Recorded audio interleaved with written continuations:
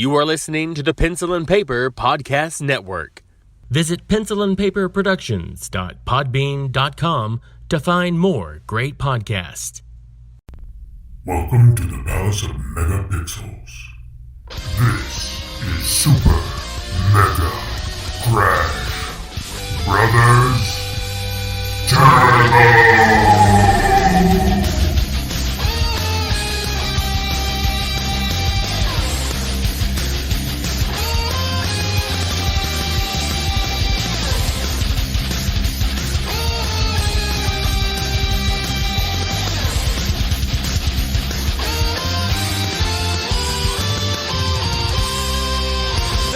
Everyone, and welcome to Super Mega Crash Brothers Turbo. I'm your host, Stephen White. With me, as always, is my co-host, Lacey Finley. Oh, happy Monday. How are you? Good. A little better. We're getting there.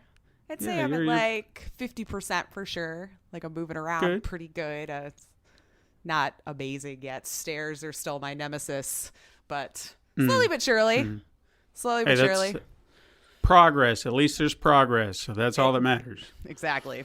I'm walking, just not as fast, but it's good. It's fine. That's fine. That's good. It's made for a lot of games. That's true. Oh, yeah, I bet. Having nothing else to do. But yeah. So before we dive into our usual segments, I did want to mention something because I didn't want to forget, because I will forget if I don't do it now. Thank you so much to Mark Lar Plays. That's his handle on the Twitters and the YouTubes and whatnot. His social medias. He's been giving us nice little reviews on our podcast, and it's been I love when people who are listening are they want to interact, like that they want to tell us. And, I probably could do a little bit better engaging back, and I apologize if I don't. But I do hear it. I do like it. And I guess if I had some witty retort to come back with, but it's just so nice to hear it. So I'm thanking you personally here, because hopefully you'll be listening again. And so, yes, I thank you so much for your kind words, because it's been the last 3 or 4 podcasts. He's been dropping us a little, I love this, I love that, I read one today. He's a lovely guy. He's really a lovely individual, for sure. And also, we'll just go ahead and say you could also check out his stream at mixer.com/MarkLar Plays, MarkLar Plays, AYS, yeah. Lovely gentleman. That was not a paid promotion. Yeah. We're doing this out of the kindness of our hearts. He's a great person. Check him out. For sure. So, that's all I had to say about that. Yeah. But hey, what have you been playing? What have you been playing? A lot of Slay the Spire. This is my newest addiction for right now, and I'm not good at it. And it makes me angry that I'm not good at it yet. Although, I don't know if it's like... Yeah, there's strategy involved for sure, but a lot of it's boiling down to what cards you get too, because it's a card-based game. Tower, how would you describe it? Like, so it's almost like you're fighting, right? So just like you would like a Mortal Kombat game, you're on the left, your enemies are on the right.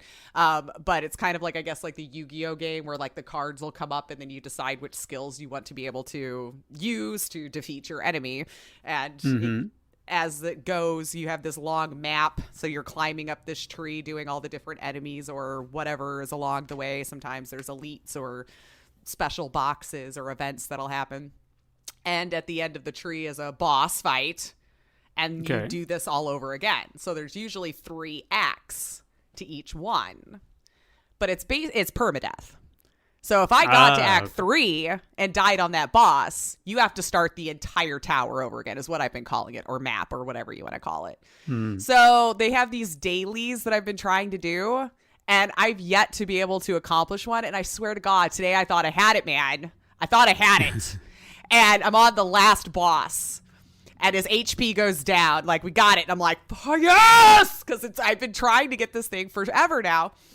And then the stupid thing spawns a second form with 300 more hit points, and I wasn't set for another boss. That's the whole boss again. So I managed to get like, I don't know, another 60 or 70 hit points on his second form, and then he killed me because like you don't really have heals. Like if you're lucky to get a potion along the way that heals you, or you might get some heal cards in your deck depending on which character you're playing. At the end of each round, you could choose another card to go into your deck. But I was so discouraged at that point because it was like an hour and a half it took me to get up there. And then I was just like, I don't want to start this again. I'm so defeated. I'm trying so hard. But I mean, I am getting points to unlocking other cards that could possibly go into my deck for future runs. So I guess it's not a waste of time. You are getting points and possibly building a stronger deck for you later on down the road. But dang it, I want to know what special things you get for beating the dailies. Don't know. No kidding. I can't do it yet. But it is a lot of fun, though.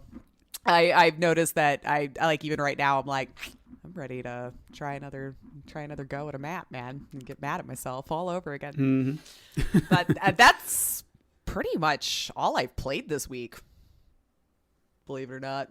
Well, that I'm thinking back on it, I think I've absorbed all of my time. Wow. So just one solid game the whole way through? Pretty much, just the one. I mean, we sprinkled in like The Sims here or there. I don't know if I really count that though, because I did actually stream The Sims for the first time on Saturday? I don't know, Saturday, whatever. But it was with the sole purpose of just torturing them all. Mm-hmm. So I had built like a torture house. Good Lord. And I built some community members, and we made some community members out of The Sims. And so like my first floor was nothing but pool, but it zipped back and forth. So like the sim would have to swim back and forth this entire house.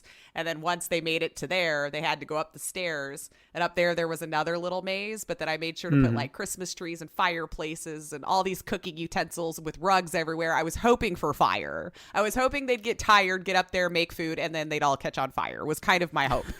None of them caught on fire though. I was very upset. I don't understand this. And then I had a stair sequence where they had to go up one, down one, up one, down one, up one, down one, just like over a wall, and then swim again up top. And I had all of the luxuries up top, like a really nice bed. The bathroom was upstairs. You know, I was trying to think of what would force the Sims to want to go up there. So all of the really fun stuff, an entertainment center. So I figured just let them go. And I made a guy named Florida Man. Just for the grins and giggles. Like, he didn't look like anybody. I just thought it would be funny to name one Florida Man. And he won. He got to the top first. Out of all of us, Florida's coming through. Most of us just stuck around the fire and made marshmallows on the fire pit because we couldn't cook other food. And I'm like, but if you went upstairs, they're probably looking at all the pool and going, no. And then I tried to put like 30 of them in just one single tiny home. And locked them in and took the door out. I was going to cheat 100 Sims in there, but the cheat wasn't working for me. And I was just going to let it go and see how they all fared with having one bathroom, one bed, one stove. I was hoping for chaos. But they pretty much just stood around and peed themselves and made food. Oh, wow. That's Nobody even died of embarrassment. I was like, y'all suck. These Sims suck. I wanted chaos. But yeah, so that's what I did. If that's a way to play The Sims, that's what I did. Typical Sims form, they'd never do what you want them to. Back in the day, man, they used to set fires so easy. I'm almost a little sad at how much smarter they've gotten, because even you can't even take the pool ladder away. You know, they just know to get out of the side of the pool now. Like, that's not even like, you literally have to box them in like with a wall. Or they'll get out. But anyway, so that's what I've done with my week. Okay. How about you? What have you been playing? Well, I think the last time I was obviously playing Monster Hunter. I did play that a little bit, not as much, but a little bit. I'm pretty sure I'm near the end of the Iceborne expansion because I got to a new world and then I ran into the big spiky, come on, brain. What's his name? I can't remember. Spiky. The guy that the Nergigante. There we go. I knew it started with an N. And he's the big spiky one that was essentially the face of the game, but he's a tougher version of that. Oh, it's like a souped up version. Okay. Yeah, so as soon as I get into this new world, I'm like, all right, I'm just going to explore for a minute and then I'm out, because I'm not really prepared to fight anything. And then I get to this cliff and I jump, and then it's like this big crater, and then he shows up and I'm like, oh, okay. And there's no way out. So I was like, well, this is bullshit. So I let him kill me because there was no other way to go. You're like, well, like that. I mean, I'll fight you as best I can, but I know I'm not going to win. So I did that. And then I played around with a few other monsters to try and, I guess, build an armor set, some of the harder versions that I've yet to fight. Because I think the last one I fought was a Kushla Diora, and I'm probably saying that wrong, but it's like this wind elder dragon. Okay. And it's a pain in the ass. And I swear to God, I beat it within the last minute. That's a good feeling. Freaking minute. Because it kept doing this crap where it was just knocking me off to one side, or it kept knocking me back, and I was trying to get up, and then I would swing and I would miss, and I was like, oh my God, and I was just getting so frustrated. And then it was just like one fell swoop, boom, because I knew he was getting ready to die, and then I finally hit him, and that was it, and I was like, oh my God. But my time was within the last minute. It was just like, oh God. Hey, but so you got I did it. Yeah, and then that's where I stopped playing. More frustrating if they got away with like a couple of HP and like 2 seconds left. You're like, no. Because that's what I was expecting to happen. I was expecting that clock to just be like, nope, time's up. And I was like, are you? But I did it, and then I walked away. And I haven't played it since because I was just like, Ended on a high note. Yep. So I did that. I did also get to play, finally, sat down and focus in on Evergate. Okay, or at least the beta, since I've been wanting to get around to that. Finally sat down, hooked up my controller. I need to keep up with the Discord because apparently they've got controller settings in place. It's all ready. It was set up exactly the way I wanted it, and I was like, oh, this is beautiful. Oh, man. And well, at least, I played. Yeah, so they were definitely taking notes. Again, I just need to keep up with the Discord. So with that in mind, I just got into it and I started playing it. I played through the first, I guess it would be the first world, I guess is what you would classify it as. Yeah, that's because I classify each area in which you go through the door, that would be one level. And then, so I got through the first world, and you know how they've got the challenges for everything. There's like, you got to get through it. You've got to collect all the crystals. And then there are these new little things that they've got, little red dots. You got to collect those. Make, like, the and platforms. And then they've a got speed run option if you wanted to also. Yeah. And then the speed run. Okay. So I was under the assumption in my head that you had to do all this at once. So I was trying that at first and was like, yeah. And then I was just like, could. Possibly. Yeah. So at that, for starters, I was just like, I'm going to try this. I'm going to do that. And then I was like, you know what? To hell with the speed run. Let me get familiar with the level. Let me try that. So I did that. So I went through every level, very calculating, very studying how they laid out some of the puzzles. And man, they've done so well with the puzzles. Oh my God, some of the stuff that it's just like your brain, you know how to do it, and you just gotta take a moment, take a breath, and be like, I can do this. I have to slow down and think about it. Yeah. And then I got through them all. Once I got through them all, I went back and did the speed runs, and then got those gems as well. So I already had the knowledge of how to get through. I just had to do it fast. So I didn't have to collect anything. So I got them all. I got everything. So I was like, so it was like a 1-2 punch. I was so proud of myself. So I was really excited. It feels good when you crack one of those too, or like the speed run way. Like there was one that I wasn't trying for that, but I was just in one of the levels and I'm like, I wonder if that piece up there, like, could I just like skip the whole thing? And when I nailed it, I was like, oh my God, all right, this level I probably could get done in like 10 seconds, if that, Exactly. Makes you feel smart. I like that it's separate. It's not something you have to do all in one go. You can just go back and speed run it and just get to the door. Don't worry about anything else. Just how fast can you get to the door? So once that I realized that, I was like, okay, That's how I'll approach the game from here on out. Study the levels, understand them, know how to get from point A to point B, and then I'll come back and do the speed runs, and I can do that. Yeah. You know, because trying to collect everything and do the speed run at the same time, it feels impossible. So I haven't checked Discord in a while, but I bet you one of those world record holders might have figured it out. I'd have to go check. May have. Like getting stuff done in such short time. I'm like, what? How did you? But I am curious after doing that, because they log your times. I'm curious to know how I stack up with some of the, like, how fast is the fastest and where do I kind of land in that. So I'm curious to see where I would kind of fall into that, because I'm not saying that I broke any records, but I feel like I did good. You know, it wasn't average. like, I don't feel like, I mean, there was probably one or two that I got to maybe like the skin of my teeth, you know, right there at the last second. But there were a few that I just felt like it was like, boom, and I was done. You know, I got through it pretty quick. So I'd like to just do comparison notes, just out of curiosity. Yeah. I'm sure they'll be posting it in there, because they always had like a dedicated portion for the speed running. Mm-hmm. I just need to get in there. That's the thing. I don't being check nearly lazy. as often as I should too. And lastly, I didn't play anything, but this is something we should talk about. I went and saw Sonic the Hedgehog. Ah, yes. And what did we think? I have to say, it's pretty good. Yeah, Pretty I've been good. hearing good things, actually. I feel like between this and Detective Pikachu, they finally found how it needs to work, because it didn't try to ignore or change anything. I guess I'm not 100% familiar with the lore of Sonic.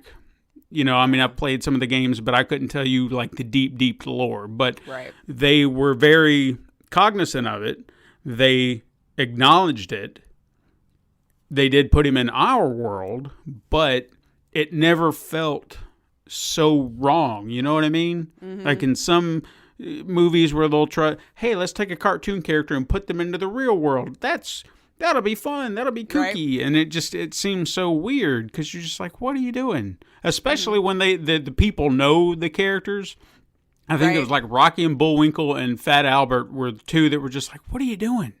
Why are you doing this? It's like, oh, yeah, you're Fat Albert. You're from the cartoon, but now you're in the real world. Hey, that's cool. No, that's weird. What are you talking about? Yeah. But Sonic, it's naturally, they're just like, okay, this is weird. That you shouldn't be here. And they even acknowledge it's like, I think he's a hedgehog. It's like, we're not. He said he is, so we're just kind of taking it at face value. Why not? But yeah, everything about it was just a lot of fun. You know, that's the best I can say about it. It was just a lot of fun, and to I guess put a little icing on the cake, we went and saw it in 40X, which I've never done. And if you've ever seen 40X, is essentially like watching a movie in a roller coaster. Like where like the seats move and stuff like that. The seats move. They hit you with wind. They'll spray you with water. The whole 9 yards. Yeah. So I don't want to get sprayed with water.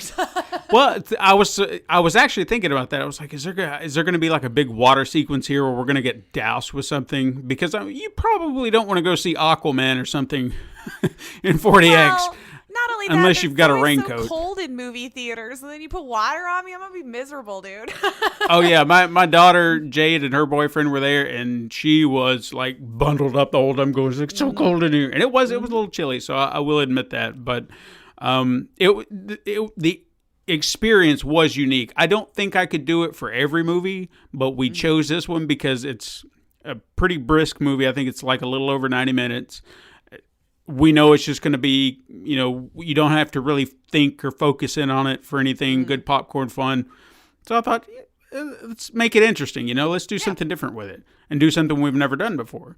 And it was really interesting. Especially there was one spot, I'm sure you've seen it in the trailers, where he's got like a fish on his head and he's wet, and then he just kind of shakes it off. Mm-hmm. Well, when they did the water spray, it was like a squirt of water just kind of plopped up in your face, and it felt like I was there for that moment. It was just like, you got it on me. know. Yeah. So there were moments in there like that where it really felt like it enhanced the experience just for that moment. And I was like, that was pretty good. Oh, well, that's clever then. Yeah. So, yeah, I would recommend a 4DX movie. Not for every movie, but if you can find something like Sonic, definitely go check it out like that, because I feel like for a movie like that, it's perfect. Don't go out. I could not sit for 3 hours watching Avengers Endgame or something like that in 4DX. It's just going to be too much, because the whole experience is hitting your other senses with everything. So it was really unique. But yeah, Sonic, I would recommend it. Video game fan, Sonic fan, whatever. It's a fun movie. It really is. So, well, I'm glad to hear it, especially after everything, and to hear that it actually was a good movie, because that was kind of my fear when this whole thing started. I was like, oh, if this movie is bad, yeah. And I really feel like had they not changed his original design and they'd have stuck with that, I don't think it would have hurt the movie in the sense of the narrative.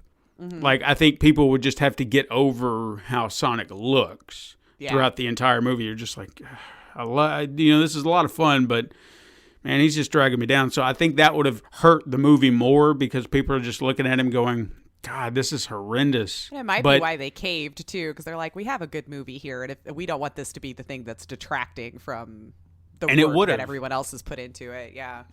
Yeah, but his design as it is now, with it being more traditional and more to what it's supposed to be, it really does. I think it helps elevate the fun of the movie, because you look at him and he just, he's not supposed to be there. He's not supposed to look normal. Yeah, he's supposed to be this fun, zany character that does not belong in this world. So why not just make him look like he did? Yeah. And you just kind of buy it more, I feel like. So... yeah, I really had a lot of fun with it, and I would recommend it.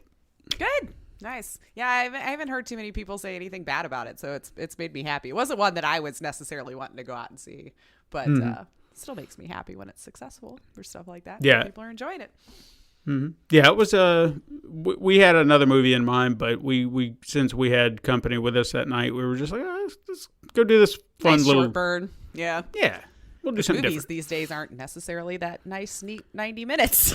So no, they are not. And it didn't really feel like, and it didn't feel like there was a drag in the movie because of that.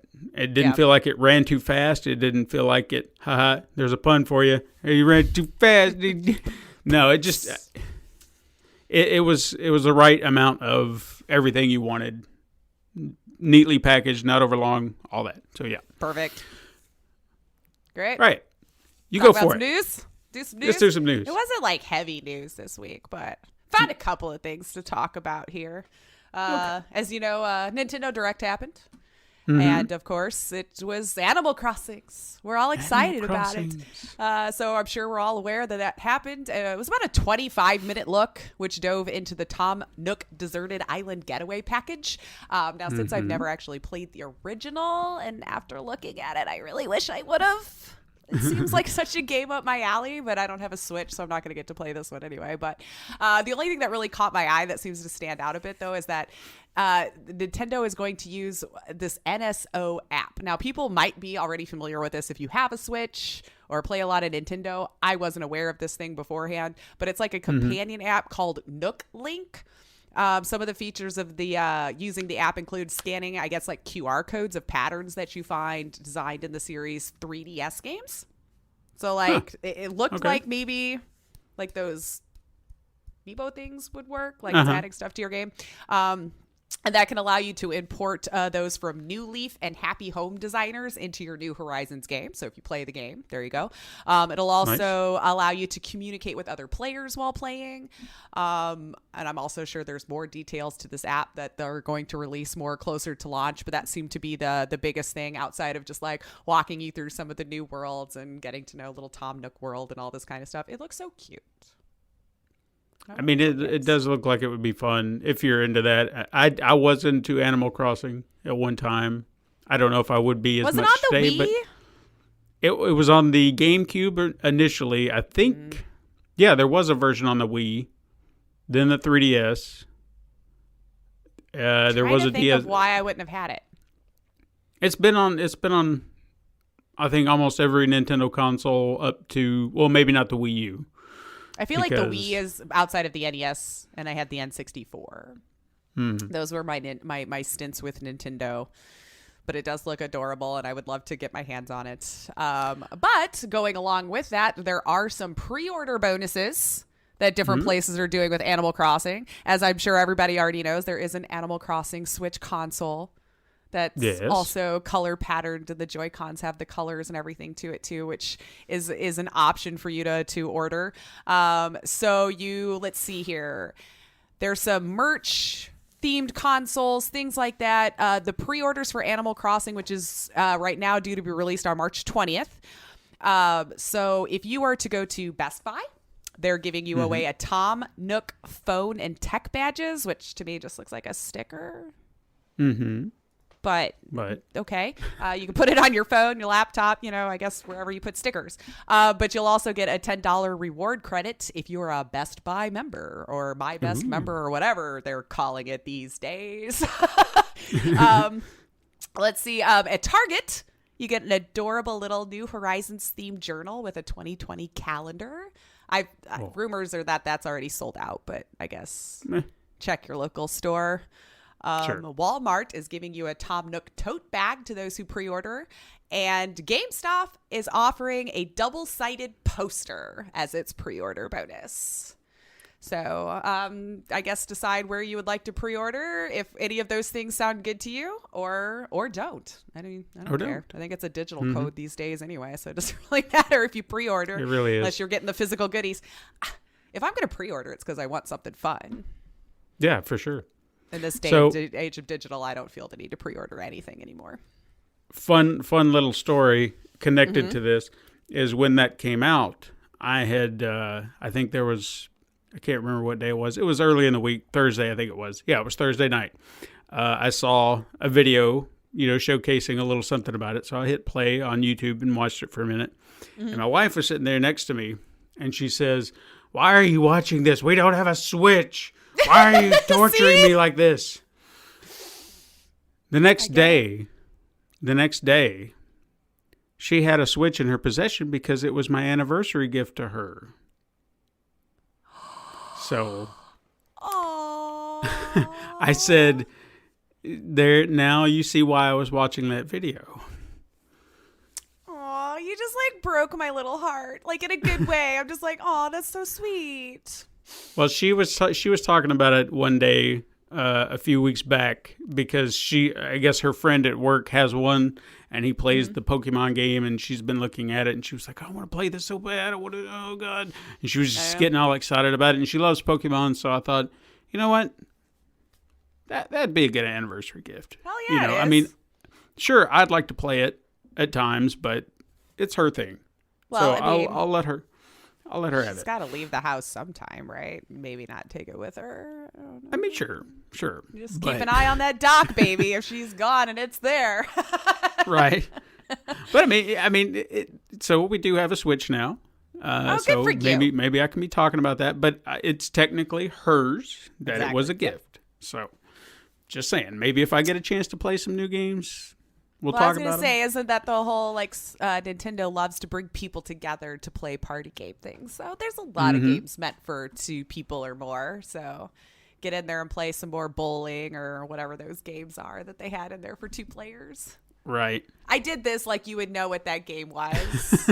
Even though I know nobody at moving her home hands. knows what I'm just doing. But I was stacking my hands up 1-2 switch. I think that's what it was called, right? 1-2. Sure. And then they did some whatever. That sounds like a Nintendo game. Sounds like a Nintendo. 1-2. Anyway. Not paid promotions. Huh? Not paid promotions. Nope, none of this is. But we could be. Just putting that out there. I'll sell your crap. Just call me up. All right. Next bit of news I have. Borderlands, the movie, is in the works. A tweet from Randy Pitchford caught my eye this week. Actually, several of them. If you go to his page, I think he retweeted every single article that was talking about it. Sure. But the one I happened to read was from Variety magazine. And so it says right now that the movie has Eli Roth, on board with the director, which I had to look him up. The name sounded familiar, but it wasn't ringing a bell. He directed movies like Hostel 1 and 2, Death Wish. I believe he was the Bear Jew in Inglourious Bastards. He was. Mm-hmm. Okay, good. I was wondering if I remembered his character correctly when I was looking at the picture. Randy Pitchford, of course, is going to be the one of the executive producers. I think we all know who he is. I don't need to introduce him from Gearbox. No, we don't. I mean, maybe you don't know who he is. But Strauss Zelnick, who is the chairman and CEO of Take-Two Interactive, is also going to be one of the producers. The screenplay is being written by Craig Mazin, who won an Emmy Award for writing Chernobyl. So they already have a draft apparently in the works. President of Lionsgate Films is apparently extremely excited about it. He thinks it's just the mesh of Eli and Craig and all of that they have cracked the code, and they plan on bringing the anarchic world of Borderlands to the big screen in a big way, and it'll be fresh, compelling, and cinematic event for all the moviegoers and fans of the game. As what Nathan is telling us. So I am being told lots of big people on board. We'll see what happens. I'm going to go ahead and predict that Eli Roth is not going to be directing that movie. You think? Just saying. You just wait. He's going to drop out for some reason or another. He will not be the director of this movie. Just saying. All right. Heard that here first, folks. Does he have like a habit of doing stuff like that? There have been numerous projects in the works that never come to fruition that his name is attached to. He's not as bad as Guillermo del Toro, but he will not be directing. I promise you that. We're calling it now. All right. But I mean, that's the reason why Nathan's super excited. He said with Eli's vision and Craig's screenplay, they've got a winner on their hands. There will be animosity. There will be pushback. He'll want to do something. They'll be like, no, I promise you he'll be off by the end of the year. All right. Well, let's see what happens. happens. Truth or trash. Truth or trash time right there. I know. I guess I should have did more research on Eli there. I could have had a good truth or trash. But it looks like you would have known. But that looks about all the details they've got on it right now. So I'll try to keep you apprised if I find anything about castings or maybe even a story. Because, I mean, I feel like you could do whatever you want within that universe. I almost feel like it might be another Mad Max. I don't know. We'll see. I mean, Eli and Craig. It's a gold mine, apparently, right there. Sure. But outside of that, that was the only real newsy stuff this week. But I do have a few little quickets to go through. Man alive, the slower weeks just make you feel like, why is nobody giving me any content? I need fodder. I know, right? Come on. Don't you know I got a show to do? All right. But the first bit of quicket, though, from Don't Nod Entertainment. It's about their next game. They're a busy developing team right now. I didn't realize they have about 2 or 3 games in the works right now. But the one that caught my eye and you might have read about, since I saw you nodding in agreement here. But if you're not familiar with Don't Nod, they're the ones that did the Life is Strange series 1 and 2. I think they also did another shorter free version of something about Captain Underpants or some other cute little game like that. Captain Amazing, I think. Captain Underpants. I remember something about that when I was watching somebody play it. Maybe I just remember the kid and I don't know, whatever. Anyway. That game. Don't Nod Entertainment's Captain Underpants. I should have done more research on the other game before I said anything. But I even wrote Captain Underpants. Anyway, the next game that they're working on, now that I've done all this, the next one's titled Tell Me Why. But what was interesting about this to me is this is the first time, and correct me if I'm wrong, that we're actually going to see a transgender woman as the protagonist of a video game. So in this, the story is about, it looks like they're siblings. So I don't want to misgender which way it's going there, but they are siblings. Right. And it is kind of going through the themes and stories of their life and going through, to me, it looked like just what it's like to be a transgender person in the world, and they're not making it seem like it's some big deal or that's their hook or their niche. Because I've actually seen a lot of places reporting about this game, not even mentioning this one big unique feature that I consider unique to the game. It looks like it's going to be another heartbreaking event. Like just in Don't Nod fashion, they really know how to write amazing stories that hits you in the feels and just really makes you into the game. I'm looking forward to it, and I'm actually really excited to see that kind of representation being brought up into it. And I know they're already getting crap for it. I've seen the tweet threads and all this kind of stuff. And you know what? The same way everyone wants to tell everyone this, that, or the other, then don't buy it. Don't play it. It's not for you. And it doesn't always have to be. But I want you to know play what? It looks like a good game. You know what the game has an opportunity to do? I mean, it really, really does. Being that they're telling the story the way they are, as they do, beautifully, wonderfully, and in such a way that you are playing this character. It's not a side character. These people who want to piss and moan and be like, well, blah, blah, blah, this is not my game or whatever. And I won't buy it. Yeah. If you would actually give it a chance, put yourself in that character's shoes for a moment, maybe you'll realize you're not so different. Why not do that? Right. You know? Why would that be so hard to just try it? Give it a go. It's not gonna make you transgender. You know, this fear that it's something contagious. Just give it a try. See how it makes you feel. You'd probably be so amazed that you would fall in love with the story. Yeah. You know what I mean? Like the story of these two humans that are going through this thing, you know, that I'm sure people can relate to with the story. I don't know. I have a lot of faith in them because I even like reading through the articles, like the devs are really trying to do this one right. Like I think they realize that flack is going to happen either way. But I do have faith that they're going to do this in a really good, meaningful way. And I'm excited to see that this is the first of hopefully many games where we're going to see everyone being represented. And I'm going to play it. I'm excited for it. I'm mostly more excited for it because this time it's not like a bunch of teenagers. That was my only issue with Life is Strange. I just couldn't relate anymore because they're all too young for me, but the story was great. But this one looks like a lot of fun. So definitely keep an eye on that. Tell me why. Should be coming out later this year. So quick sidebar while we're talking about assholes and bullies. Quaden Bales, the little 9-year-old from Australia. Fuck those people who picked on that boy. Crapped on that boy. Here. Have you not seen this? There was a video. There was a video of this 9-year-old boy, Quaden Bales. He's born with dwarfism.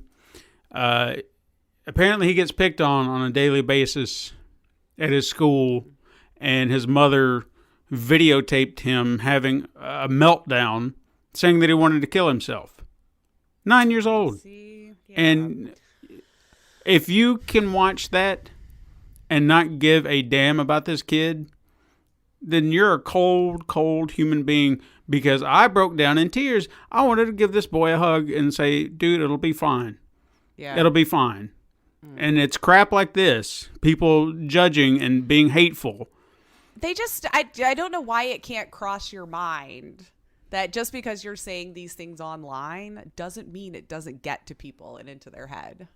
Yeah. And I know we've had to have these conversations so much, I feel like, over the years, because all these, we're more brave sitting behind the screen and saying everything, or we're saying it to so-and-so.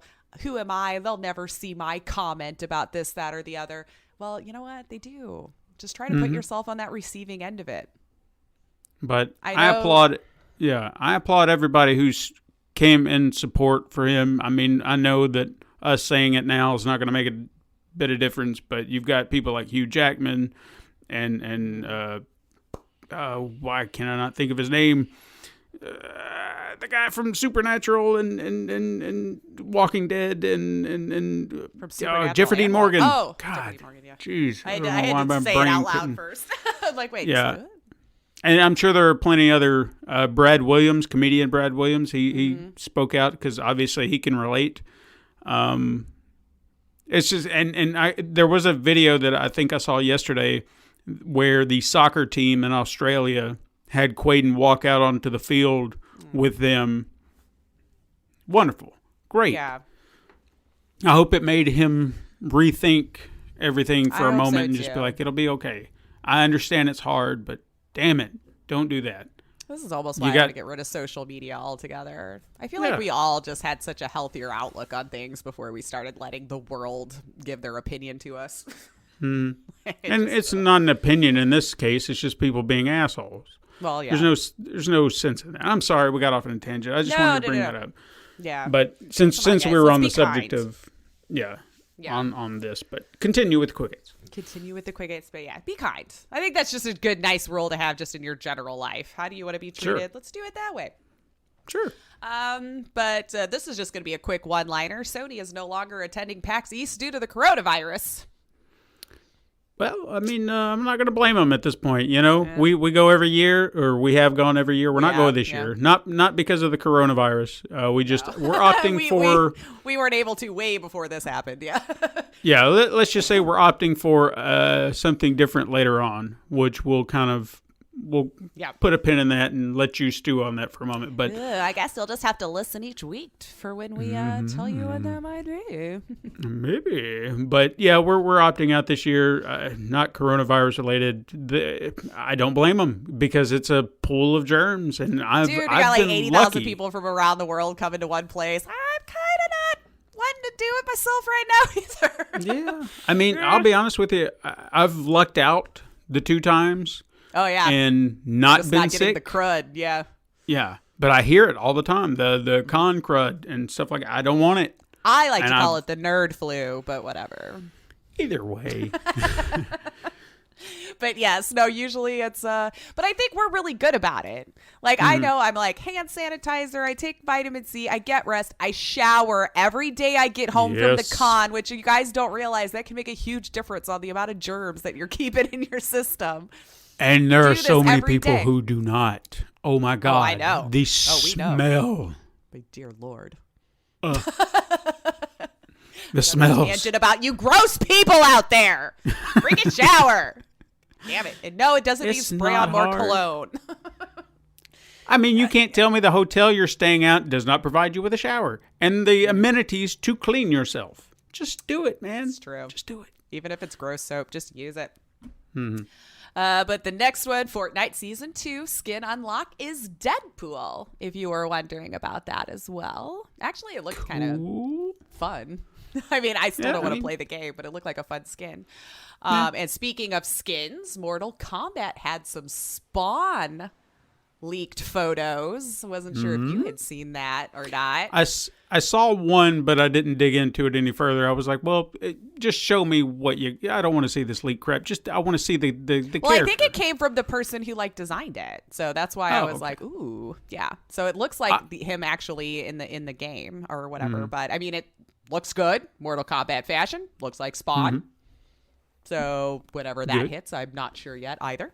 And then EA canceled its 3rd Star Wars game. Yay! Well, who would have thought they would have done that? Who thought EA would do such a thing? But yeah, EA and Criterion has been planning a spin-off to the Star Wars Battlefront series for later this year. And supposedly once EA executives discovered the release timing for Viking was unrealistic and instead just decided to cancel it altogether. So this is their 3rd Star Wars since 2017. One of them was going to be called Ragtag and another project titled Orca. And then this was supposed to be a spinoff. All 3 have been canceled. So are we letting EA keep the franchise after all of this? Have they met their quota for how many games they're supposed to make with it? For whatever reason, Disney has not uttered a bad thing about it. Like when all the Battlefront 2 stuff came up, they were just like, no, we got no problem with it. It's fine. I was like, are you kidding me? You don't hear all the fan outcry? You're just going to allow this? They're like, no, maybe they're just like, we got our paycheck. We don't care. I think that's really what it boils down to, because whatever the licensing agreement is, it's probably, you give us money to make games, and we've got our money, so you do whatever you want. There's no in-betweens, like they have to make X amount of games for Disney to make money, because I guarantee if it was that, they would have lost that. I thought it was, though. Maybe I need to look it up, but I thought they were supposed to make a certain amount of games to be able to keep that licensing to make Star Wars games. I don't know. I'll have to look it back up. Yeah, as long as it's not hurting Disney's back end, as long as Disney's getting their money, they could care less. Because that's how they operate. It's not really ruining Star Wars, because Star Wars is one of those things people are in love with, and they're just happy if anybody does it right. So if you screw it up, I feel like with the fandom in Star Wars, they'll hate you for screwing it up, but they're not going to hate the brand. So that might be Disney's like, it's Star Wars, dude. We got money off of it. The next person will buy it and hopefully make a better game. And it's probably what they're thinking. Like, and people you really love look Star at Wars. Yeah, and you look at the track record at this point with the franchise, you've got something bad, you've got something good. So when Rise of Skywalker came out, people were pretty divided on that, but then you had The Mandalorian at the same time, and people were like, I love The Mandalorian, oh my God. So you had this good thing to outweigh the bad thing, and people were just like, okay. This news right now, they just put like a new season of Clone Wars on Netflix. People love that. This thing, no problem. Yeah.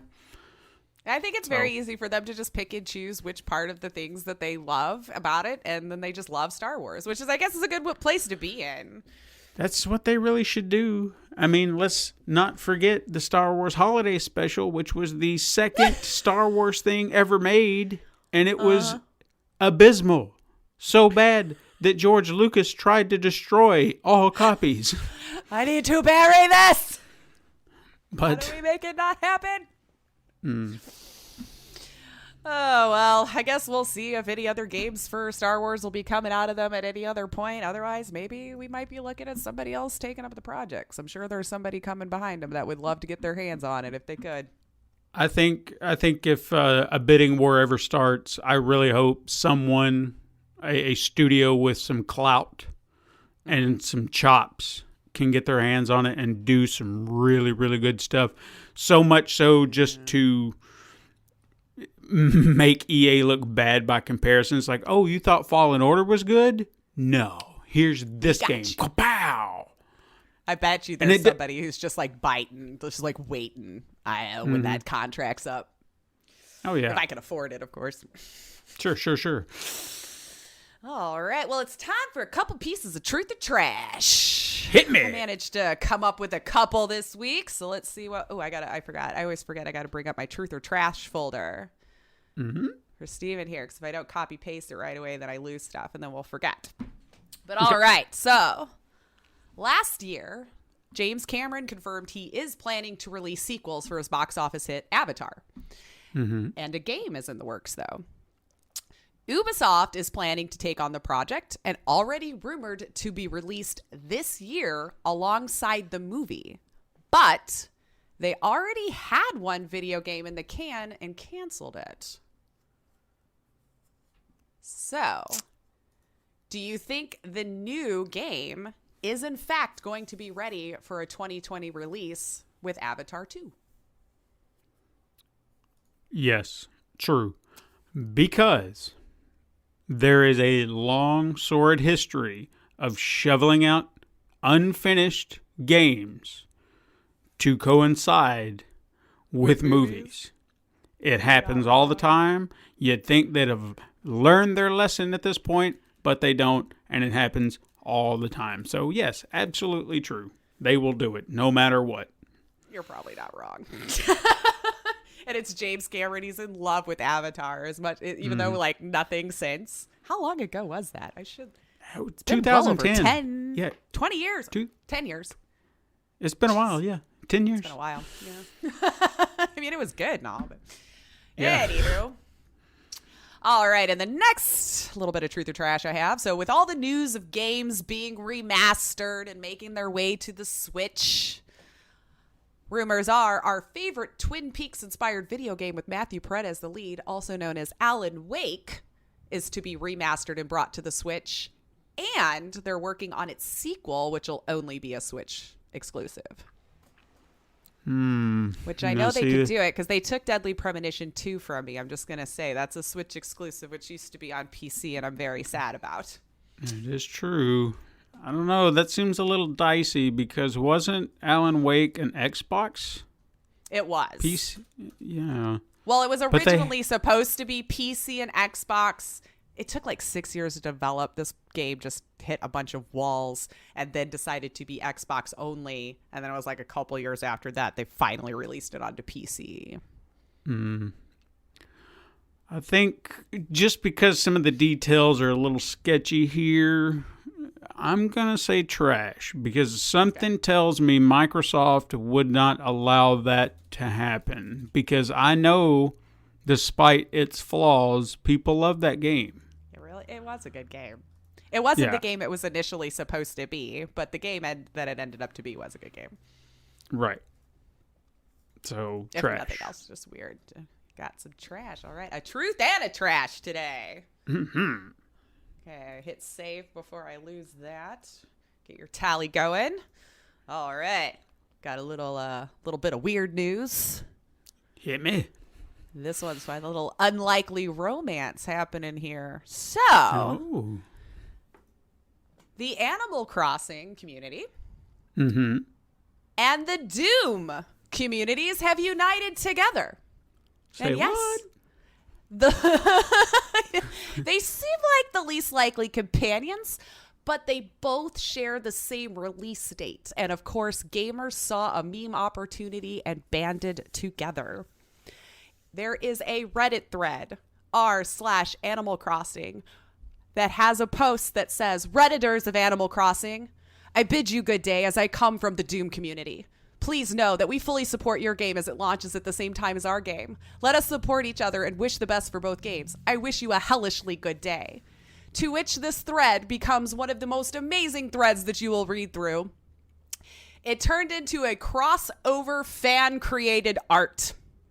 They now have a mascot. They now call him Doom Guy Isabel.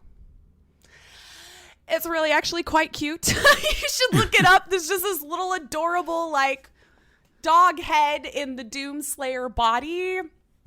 I'm getting there's, like, visuals, but I'm looking it up. It's a series that honestly could be put in a comic book at this point. Like, there were so many different fan created like memes and little like cartoon bits and things like that was put together. It's essentially a match that's just so hellishly in love. It's beautiful. Even the Doom Eternal social media joined in on the fun. So are you looking at it? It's Yeah, I am. just like Yeah. the cutest. Just like ready to kick ass.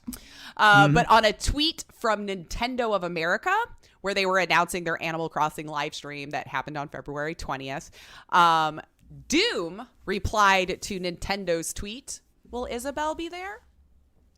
And then on another tweet from No Clip Video, they posted 4 pictures of game characters, which one included Doom Slayer helmet. The tweet asked, what 2020 game would you like a doc on? To which Doom, official Doom account, replies, Animal Crossing.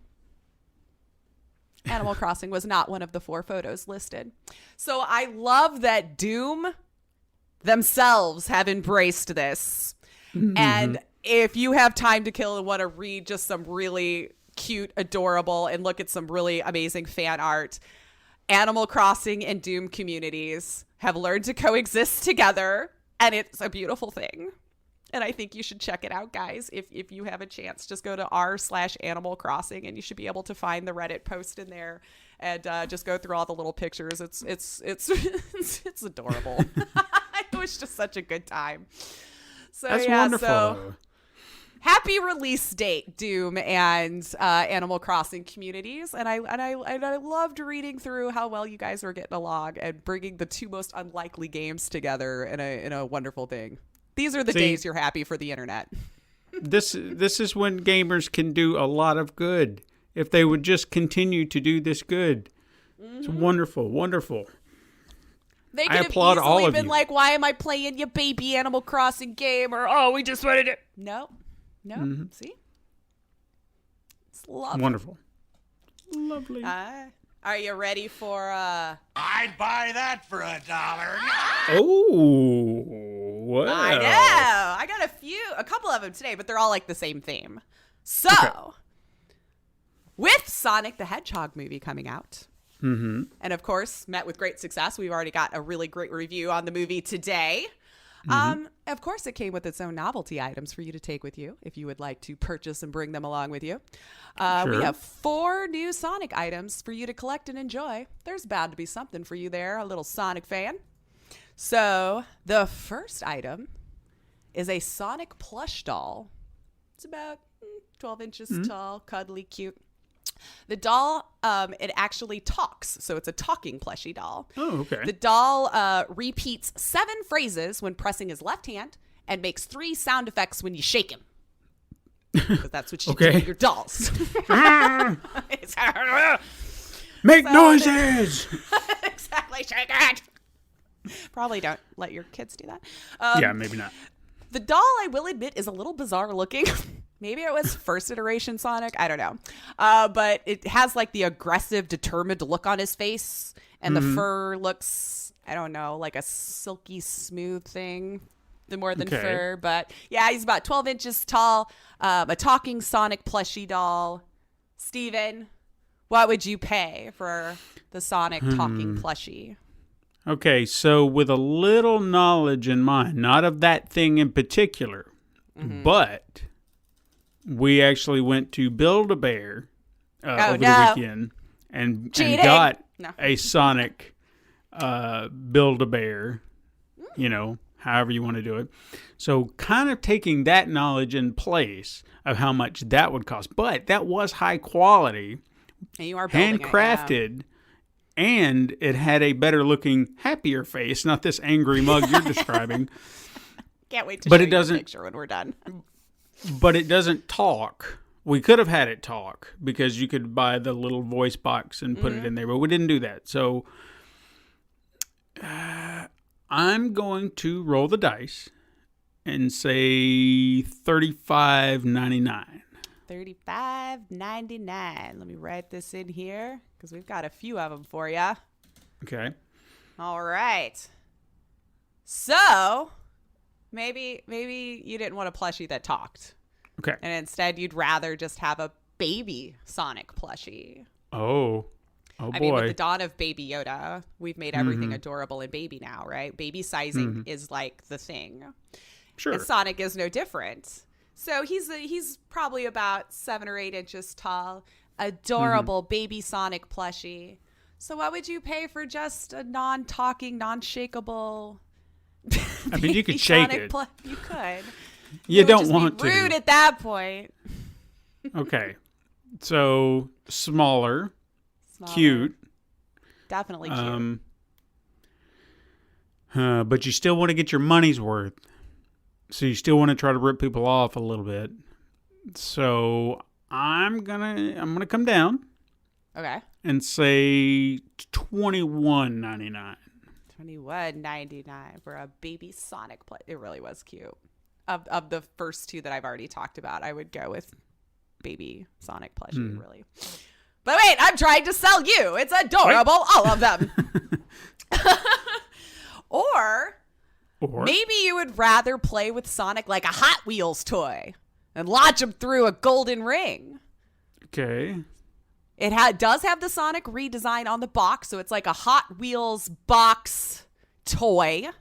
But when you look inside the box, apparently you get the original movie design Sonic. So you got the new one on the box, but on the inside of the box, maybe just so you don't forget his roots. Sure. So you get 2 Sonics for the price of 1, I guess. It does have a stand for Sonic to go on. And so probably if you remember the old Hot Wheels toy, it does have the stand where you can rev up Sonic, and then it releases him and sets him out into the golden ring and out into the world.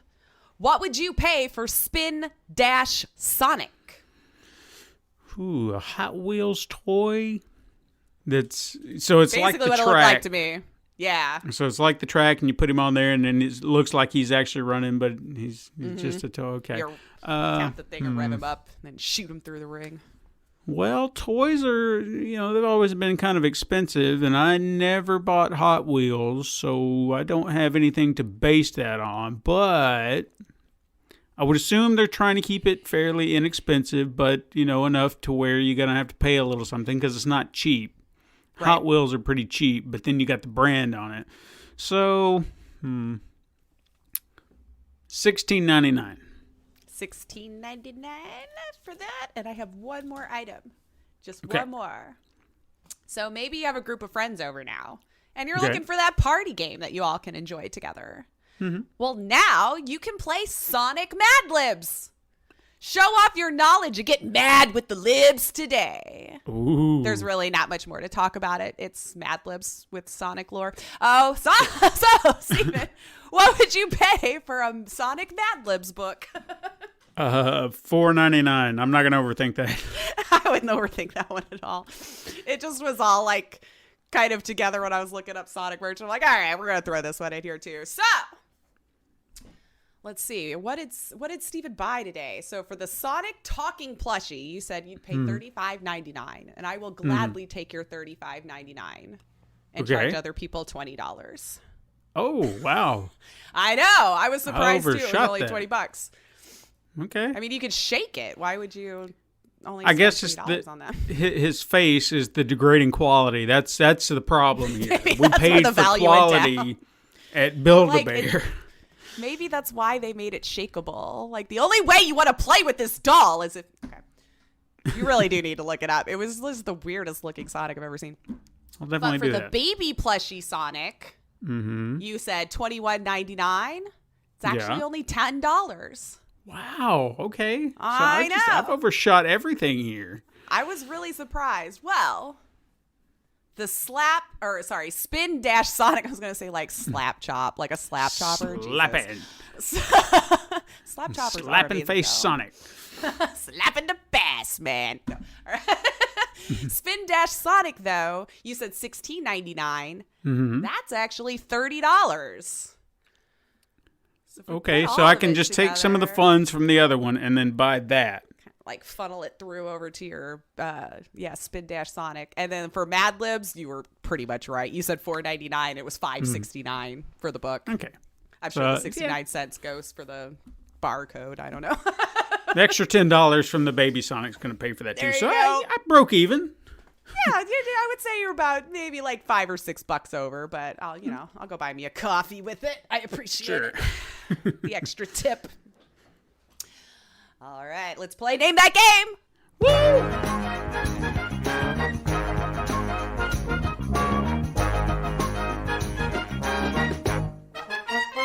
And we're done. All right. Your first game. Drive to spooky Gravetown and smash all these nasty zombies to splashy mud. It's time to go on a massacre. This is a cartoony third-person action zombie survival game, but with cars. Drive with squishy cars and survive as long as you can in the horde mode, or kill as many zombies as you can. Get them all under your wheels before you take too much damage. Time to pave the road with splashy green blood. We'll see you at the graveyard. Is this game? Yeah, that's pretty much what I said too.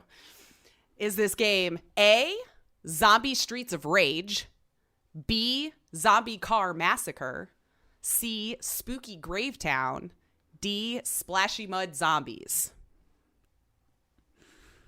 Splashy Mud has a ring to it. It's the thing that caught my ear. It's fun to say. But I'm thinking like a game developer right now, and Zombie Car Massacre. Realize that doesn't work.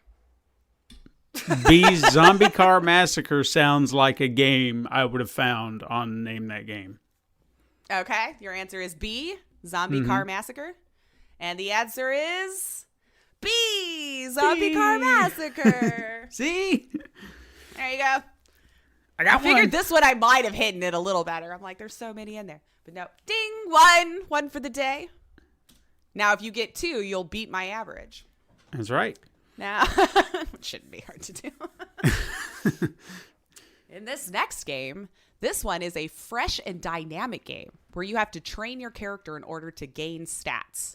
You could do 4 types of exercises. Bench press increases your strength, squat your health, deadlift your defense, and treadmill your stamina.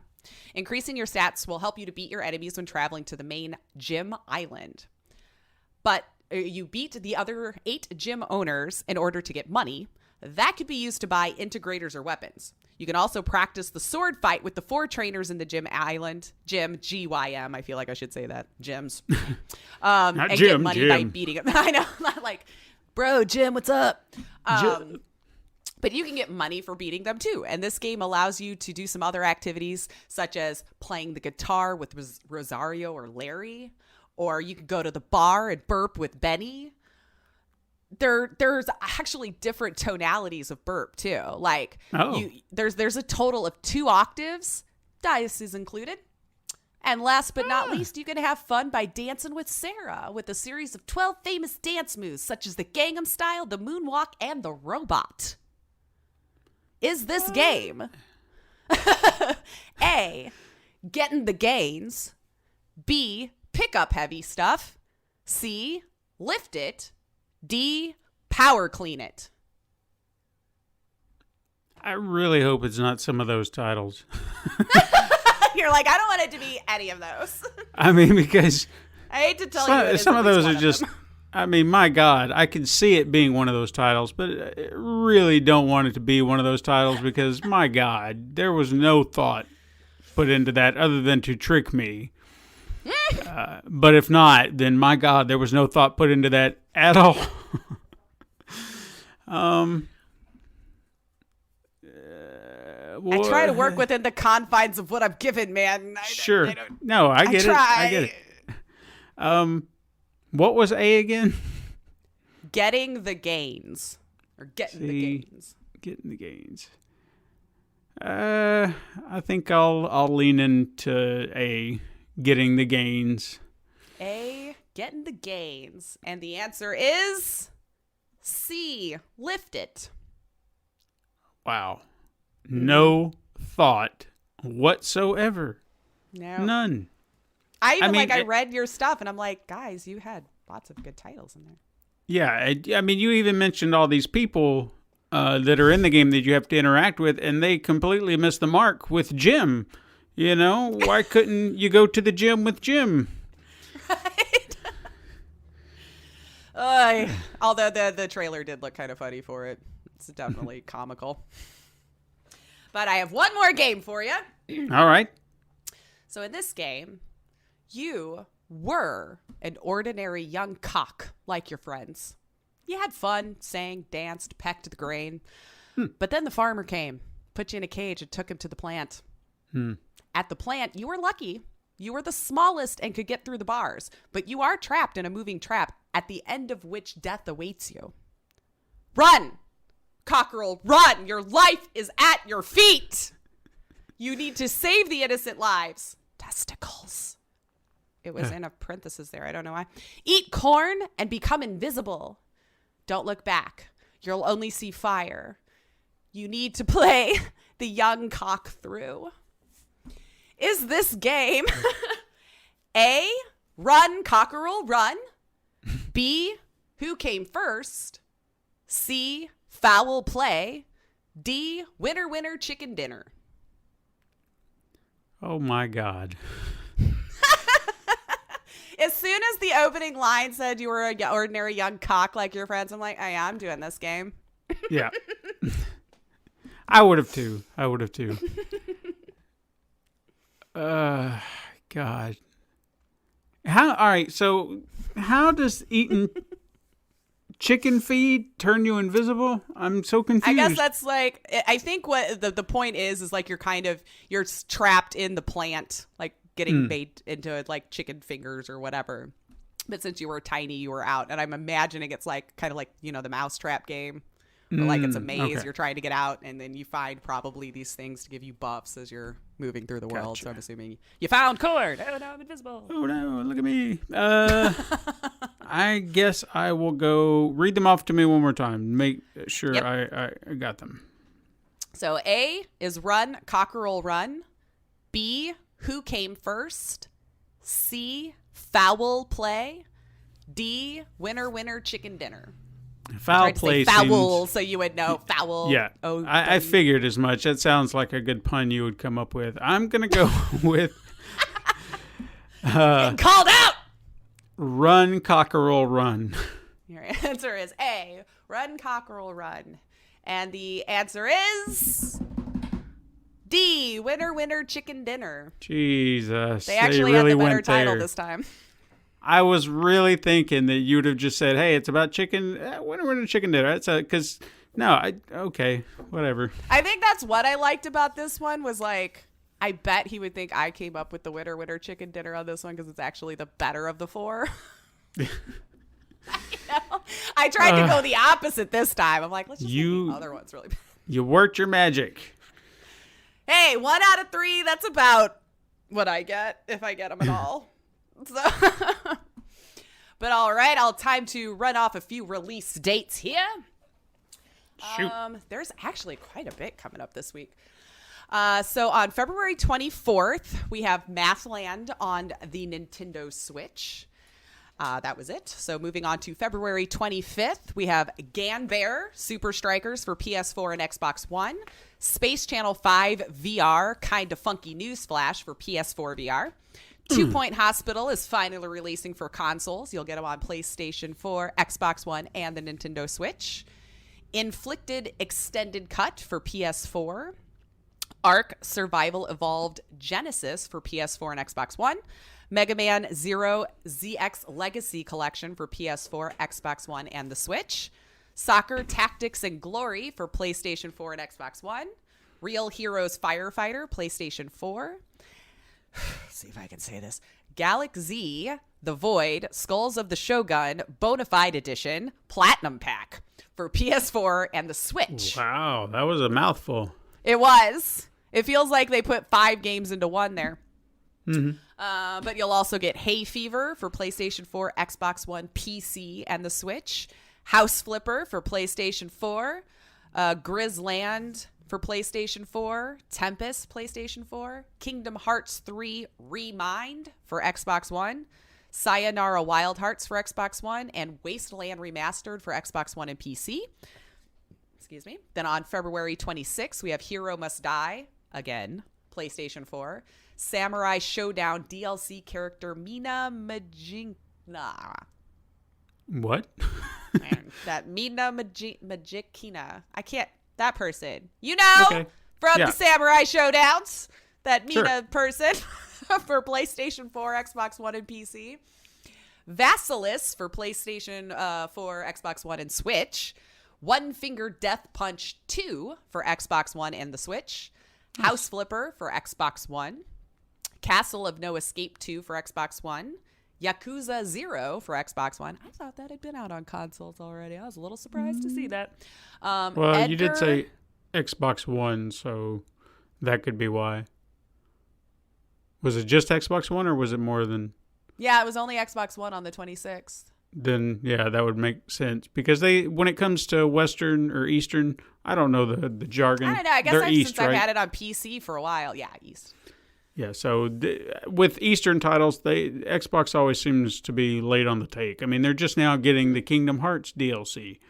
I guess that's true, too.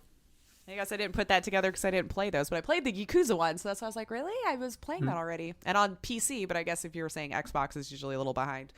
But we've also got Edgar Bok in Bullsack for the Nintendo Switch. And Please tell me Portal he's a Dogs. chicken. I didn't actually look. I'm didn't Edward look all these Bark. You can go play with the guy in the plant, you know. Mm-hmm. Winner, chicken dinner. Camille or whatever. Cockerel. Yeah. Cockle. And then lastly, you'll get Portal Dogs for the Switch and the PC on the 26th. And then on the 27th, I have Diadra Empty, PlayStation 4. MX Nitro Unleashed for PlayStation 4. Boulder Dash 30th Anniversary for the Switch and PC. Soul Axiom Rebooted, Switch and PC. Hero Must Die Again for Switch and PC. Under Hero, Switch and PC. Is the rest of these Switch and PC? Kingdom Rush Frontiers is Switch.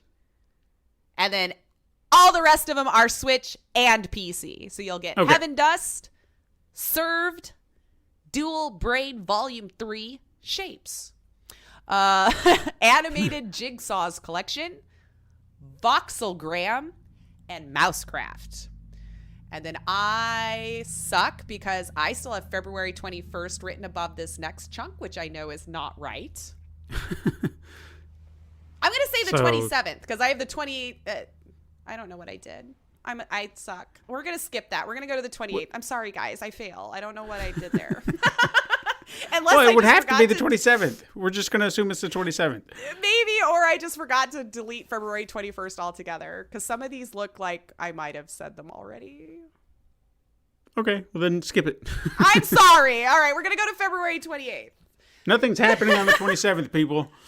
I looked at it too. Well, we just read some 27th, so that's why I don't know if it's a continuation of or if I just said okay. Or a both. I don't know. Yeah. But on the 28th, you can get Blood Roots for PlayStation 4, Xbox One, Switch, and PC. Is that one we're looking forward to? I'm looking forward to that. That's one that I saw at PAX last year. And I think I played it in the PlayStation 4 booth. Was hoping, and I'm not saying we can't, but maybe possibly lure them in for a little bit of an interview. Somebody maybe, possibly, because they were one of those indie developers I spoke to and just got around to it. But the game's coming out. Reach out then.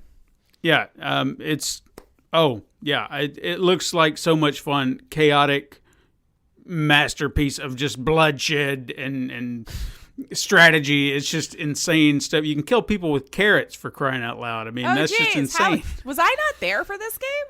I thought you were. Yeah, I'll have to look it up. This caught my eye immediately. As soon as I started playing, it was like, oh my God, this is insane. So yeah, it's told me about it. All right. I feel like it's back up to refresh my memory. Mm-hmm. Yeah, it's a pre-order for me. In fact, if I get it, maybe we'll do a review next week. Oh, so yeah, totally. Let's see. So also on the 28th, you can get One Punch Man, A Hero Nobody Knows for PlayStation 4, Xbox One, and PC.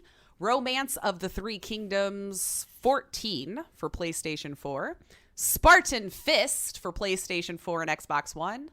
Bucket Knight, Knight, for PlayStation 4, Xbox One, and Switch. Ritual Crown of Horns for PlayStation 4. Stab for PlayStation 4, Xbox One, and Nintendo Switch. So I wonder what you do in that game. Oh my God, I hope you just bowl. I hope it's just straight up bowling and beer drinking.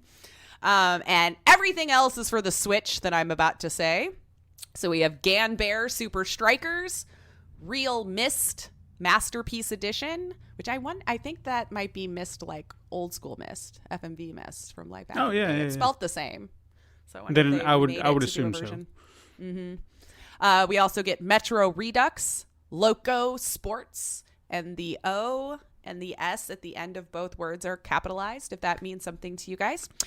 Depiction, Spartan Fist, B.A. Walker, Ski Sniper, and Rune Factory 4 Special, another episode. And that's all on the 28th. And then we will pick up the next week's games after that. All right. There was a lot. I was really surprised. This week when I looked at it, I was like, wow, there's a lot coming out next week. Slow news day, a lot of release dates. A lot of release dates, though, yeah. So it looks like a lot. I don't know. Maybe one of these days I just got to cave and get a Switch. Now I want one. Now that I know you kind of have one in your possession, because you and I could like commiserate together about how we wanted a Switch and just whine together, and now I'm all alone. It's fine. Now I've been abandoned. This was kind of a spur of the moment thing. I was just like, should I do that? Maybe. No, I think that was a good call. Was a good call, especially if it made her super happy. That's always the best. Oh yeah. All right, so on for our headliner today. Ta-da. I was trying to look up an update on the Riot Games lawsuit that we had talked about, I want to say, on our first episode back of the year. Probably. And their date was supposed to be February 3rd. I couldn't find anything still about it, but what I did find was a bunch of fun little nuggets about some of the most ridiculous lawsuits that have happened in video games. So as I got lost in that hole, I decided to highlight a few of the ones that made me smile, and I'll share those with you, and we can kind of discuss how some of these are pretty ridiculous and dumb. I am curious to see if we're going to have any crossover, because we have mentioned a few in the past. I know I've at least covered 2 in a headliner, and then obviously we can go into great detail. Surely you probably glossed over this, where the constant Fortnite. Yeah, I kind of skipped the whole suing for dances and stuff with Epic, because we're all so aware of those. Yeah. I'm hoping I picked a few that maybe people hadn't heard about. Or I'm eager. Or we could sit here and laugh about, oh yeah, I remember when that went down. This happened, I mean, either way, it could be fun, and you might find a new funny thing to talk about over coffee one day. Who knows? Mm-hmm. So, firstly, I actually found it really funny how many Bethesda's just been in general. Like, I don't even know if I have to even talk about one specifically, just to let you guys know that it seems like since 1988 to now, like, they just, lawsuits are their friend. Like, it's been so many. It's ridiculous. Some of the ones, though, that we're obviously extremely familiar with, the Westworld mobile game debacle. Mm-hmm. Yep. Fallout 76 debacle. What was the one? The guy in Russia who sued Bethesda because he lost his girlfriend and his job because he played Fallout 4 too much and only asked for like $7,000. That was a pretty good one that was around.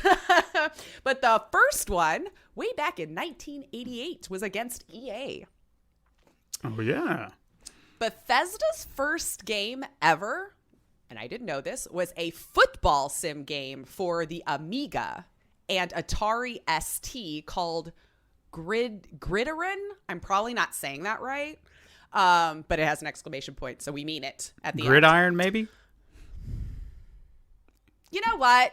Spell it out. You might be right. But it was all one word, so maybe that's why I was trying to say it that way. But no, the way you said it, Gridiron with an exclamation point, but they did it all as one word, so that's what threw me off. So many dirt moments today. All right, well, we'll go with that.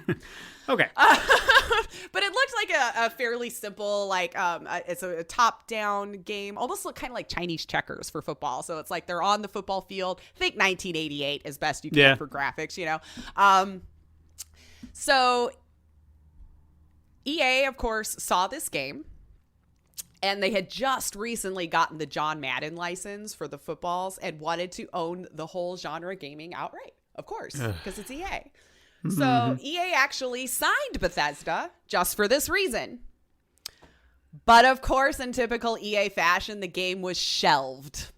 And Bethesda sued EA, claiming they only wanted the code for the game and made this whole deal just to get a hold of it and to get rid of it so that Bethesda could be gone out of the process as far as football simulating games go. Wow. They did settle this case out of court privately, but EA did that shit. Oh, yeah, for sure.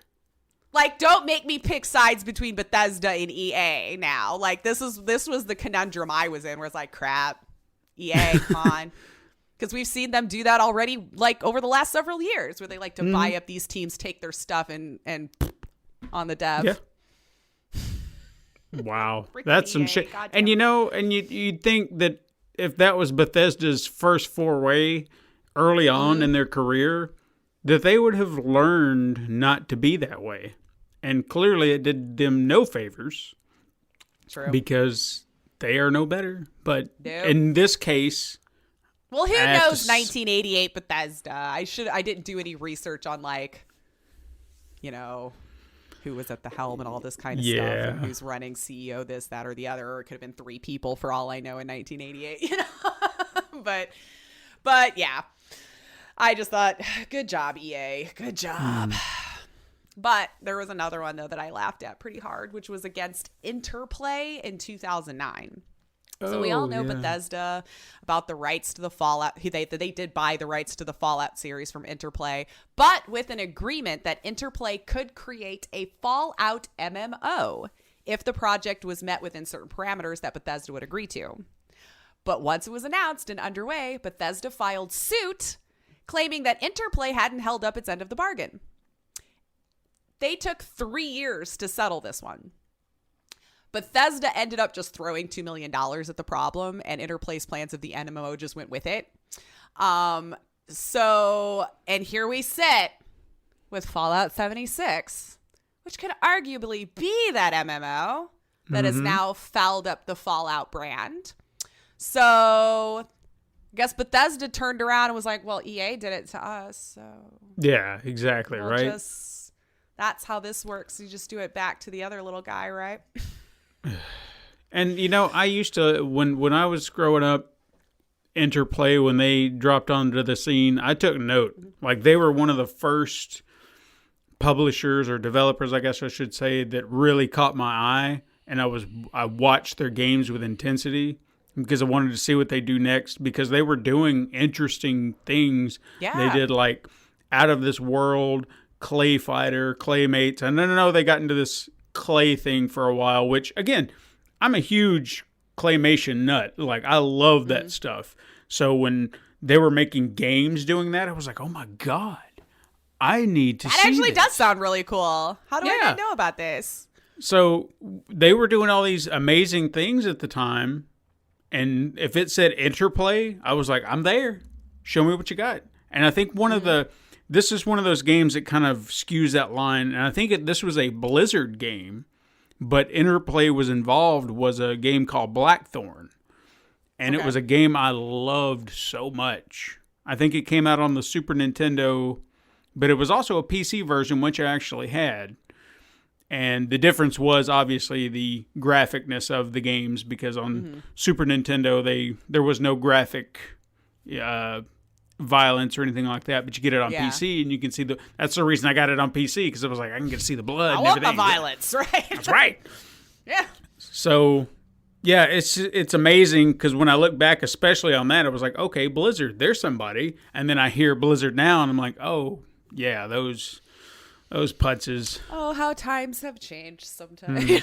But no, Interplay, they were breaking ground. I feel like they back, would have done good on then. the MMO. I don't know. Yeah, they Maybe would have. That's just me. Maybe we'll obviously we'll never know now, but No.